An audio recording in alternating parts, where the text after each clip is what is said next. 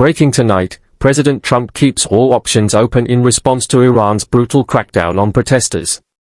The White House says the president is fully weighing his choices, even as Trump hints the killing may have paused. Today, he also met Venezuela's opposition leader and unveiled a plan to lower healthcare costs. It's a packed day at the White House. Senior correspondent Jackie Hinrich reports live. There are whispers that military intervention in Iran might be off the table for now. But the White House insists, only the president knows what he'll do next. All options remain on the table. Reports say Trump may be holding back on striking Iran after pressure from Israel and Arab states. They question whether a strike would weaken the regime or risk regional chaos. Some say Prime Minister Netanyahu advised against immediate action. Iran's ambassador to Pakistan says Trump informed Tehran he won't attack, asking Iran instead to show restraint. But Trump has a history of swift action. Last June, he sent B-2 stealth bombers to target Iran's nuclear sites, shocking the world.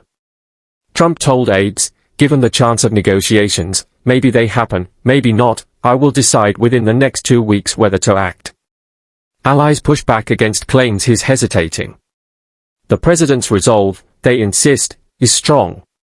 In Florida, Trump referenced Maduro's capture. Just like last week, we had a surgical victory. That's how we win.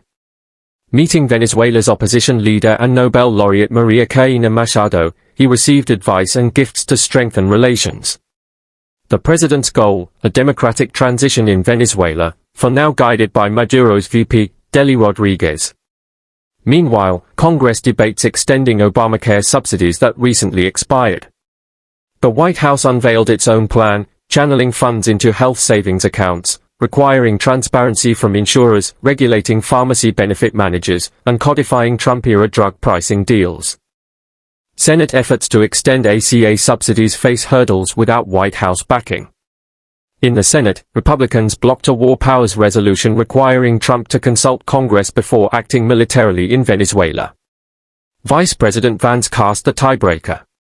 Senator Tim Sheehy of Montana defended the president, "We all value constitutional powers, but acting against immediate threats killing Americans is within the president's authority. Congress may not be fully informed, but that doesn't limit the president's duty to protect the nation." The discussion shifts to Iran. The Iranian foreign minister said recent unrest stems from terrorist elements and blamed Israel for provoking U.S. intervention. Senator Adam Smith cautioned against military action, citing costs and risks. But supporters argue Iran has waged war against the U.S. for decades, Beirut barracks bombings, embassy attacks, and terror funding worldwide. They call for supporting the Iranian people. "It's not our job to conduct regime change, but we can help the people take out the trash." Former Deputy National Security Advisor K.T. McFarland adds, "Intelligence suggests executions have stopped, but economic woes mean protests will return unless the regime reforms." She warns against repeating mistakes of the past, toppling regimes without long-term plans, as seen in Afghanistan and during the Arab Spring. Greenland emerges as another strategic focus. U.S. officials met with Denmark. Trump wants control over Greenland to prevent Chinese expansion. K.T. McFarland explains, Greenland is crucial for the Arctic trade routes. The U.S. can lead while allies and private companies handle development. Money changes hands, but the U.S. maintains influence. Meanwhile, U.S. military assets are repositioned.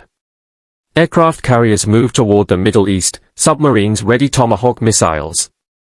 Experts stress precision, strike key missile sites, or refineries, or regime leaders, using cyber warfare and economic pressure.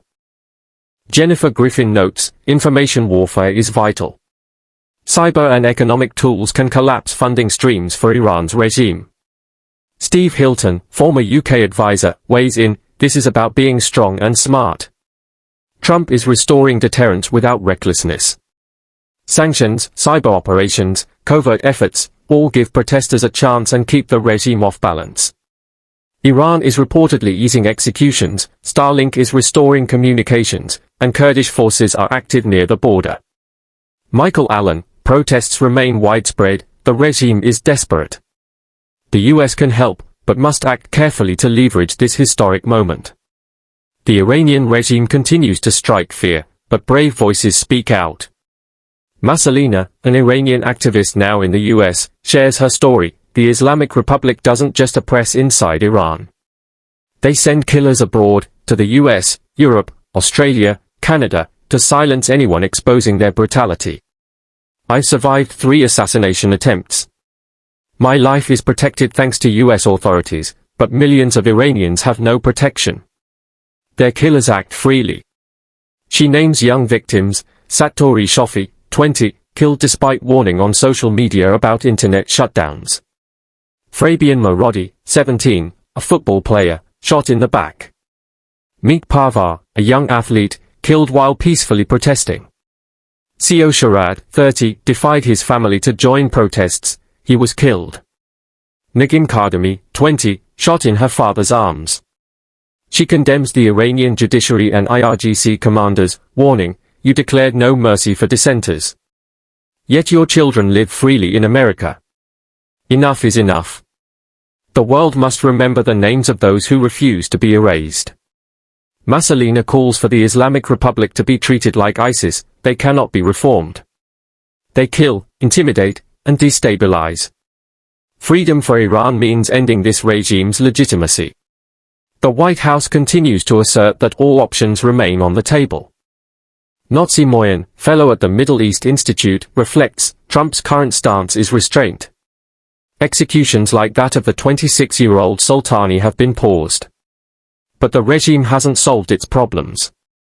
Protests may flare again unless the economy improves. Trump is balancing pressure from Iran, Saudi Arabia, Oman, and Gulf allies. She adds, previous Trump actions, leaving the JCPOA, targeting Ken Suleiman, bombing Iranian nuclear sites, have weakened the regime. Iran is paranoid, murderous, and fragile. Timing is everything. Trump is keeping his cards close, keeping adversaries on edge, while supporting the Iranian people. Protests rage across Iran. Reports vary, but at least 12,000 to 20,000 are believed killed. Human rights groups put the figure over 2,600. Republican Senator Lindsey Graham urges action. The only help that matters is striking those who are killing the people. Replace the Ayatollah with freedom. Iran and the US would both benefit. The US imposes new sanctions. Faris prison, Ali Larijani, and shadow banking networks laundering oil revenue are targeted. The military presents options, but cannot guarantee regime overthrow. Trump seeks swift, decisive action without sparking wider war. Allies argue for broader measures: cyber attacks, economic pressure, and support for protesters. Jennifer Griffin reports, information warfare is key. Cyber tools and sanctions can weaken the IRGC, freeze regime funding, and empower civilians. Steve Hilton emphasizes strategy. It's about strong, smart action. Trump has restored deterrence and avoids reckless moves.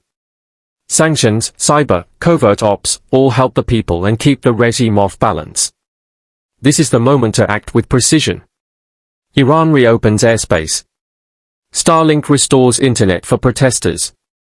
Kurdish forces move near the border, increasing tension with Turkey. Michael Allen observes, the protests are widespread. The regime is desperate. This is a unique moment. The US can help, but must act wisely. President Trump confirms killing has paused. We've been told that executions have stopped. We will remain vigilant. If anything changes, we'll all be very upset. The regime knows the world is watching. Thousands continue to protest in Iran, demanding freedom from decades of oppression.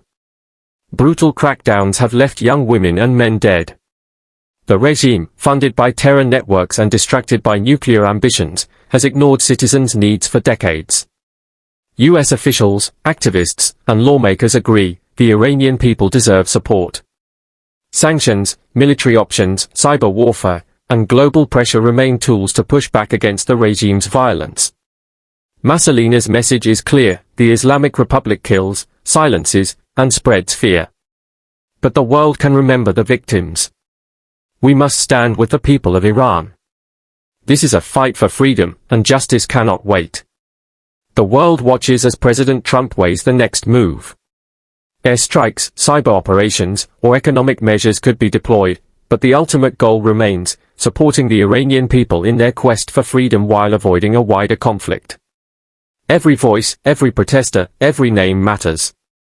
Satori Shofi, Fabian Morodi, Meek Parvar, Sio Sharad, Nagim Kadami, their stories remind us why action matters. The streets of Iran are alive with courage, and the world cannot turn away. President Trump has sent a message: all options remain on the table. The killing must stop. The regime must answer for its crimes. And the people of Iran deserve a future free from fear.